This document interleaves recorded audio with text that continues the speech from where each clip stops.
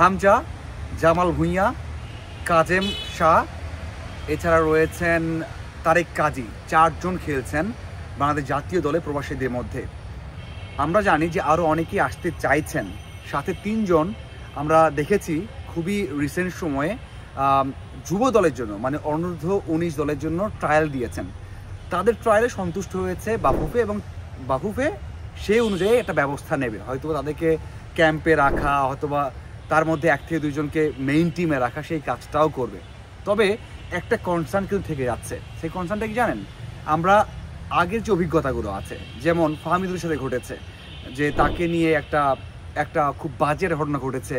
আমরা শুনেছি গোলকিপারের সাথে একটা ঘটনা ঘটেছে, তারপর কোচের সাথে কথা হয়েছে, যদিও ফাহমিদুল চেয়েছিলেন ঠিক হয়ে যাক, চকলেট গিফট করেছেন, কথা বলেছেন যেটা হতেই পারে হিট দ্য মোমেন্ট, যেমনটা হয় বাইরে থাকলে আপনার মানসিকতাটা অনেক ডেভেলপড হয়, অনেক ভালো হয়।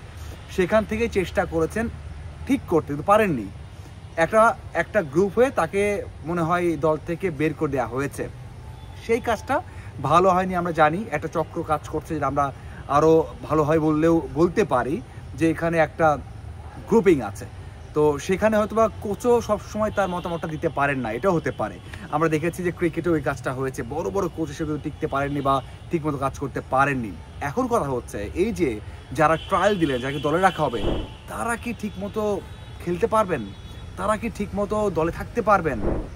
এই একটা কনসার্ন থেকে যায় যে যারা বাংলাদেশের আছেন তারা কি একটা কষ্ট নিয়ে খেলবেন না? তারা হয়তো বলছেন যে আমরা এতদিন কষ্ট করেছি, এত ক্লাবে খেলেছি, হঠাৎ করে কই থেকে কারা আসলো, তারা জায়গা নিয়ে নিল, আমি তাকে বল পাস করব না, তার সাথে আমি ঠিকমতো মিশবো না, তাকে পাস দিব না কোনোভাবে, তোরা কেউ পাস দিবি না অন্যদের বলবে, বা আপনারা কেউ পাস দিবেন না, হতে পারে না?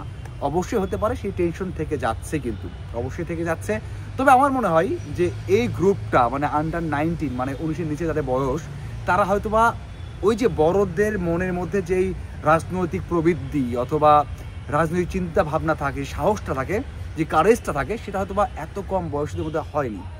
মানে বুঝতেই পারছেন যে এত কম বয়স, তারা হয়তোবা চাইবে না, হয়তো কষ্ট লাগতে পারে, দলের বাইরে চলে গেলাম বা দলে আমি থাকতে পারছি না, কিন্তু এই বয়সে যে ওই রকম একটা পলিটিক্স করা একেবারে মানে ক্লিয়ার করে বললে সেই কাজটা হয়তো সাহস পাবে না। তবে ফাহমিদের সাথে যেটা ঘটেছে সেই কাজটা না ঘটুক। আমরাও চাই যে প্রবাসী ভালো ফুটবলার আসুক। প্রবাসী মানে এই নয় যে তারা বাংলাদেশি না, তাদের তো বাংলাদেশি রক্ত আছে, বাংলাদেশের হয়ে আছেন, খেলতেই পারে। তবে হ্যাঁ, আমি যেটা বিশ্বাস করি সেটা হচ্ছে বাংলাদেশ ফুটবলটাকে এগিয়ে যাওয়ার জন্য আমাদের ডোমেস্টিকের ডেভেলপমেন্টটা দরকার। মানে প্রবাসী আসতো বলেই যে আমরা ডোমেস্টিকটা কেউ খেলতে পারবেন না, এখান থেকে আসতে পারবেন না, তেমনটা নয়। ন্যাশনাল টিমে অনেকে ভালো করছেন, রাকিব ভালো করছেন, গোলকিপার ভালো করছেন, আমরা দেখেছি যে মোস্তাফিজ ভালো করেছেন এর আগে, যদিও লাস্ট ম্যাচ ভালো করতে পারেননি। অনেকেই আছেন যারা ভালো করতে পারেন। সো ওটা উন্নতি করতে হবে যেন তারা কাজে লাগাতে পারেন, যেন নিচে থেকে ভালো ফুটবলার উঠে আসে, সাথে প্রবাসীরা আসে। প্রবাসীরা আসলে দেশিরা খেলতে পারবে না, তারা কম্পিট করতে পারবে না, সেই ডিফারেন্স যেন 100 আর 50 না হয়, ডিফারেন্সটা 90-100 এমন থাকে, তাহলেই মনে হয় ফুটবলের ডেভেলপমেন্ট হবে এবং এই যে বিষয়গুলো এগুলো আসবে না।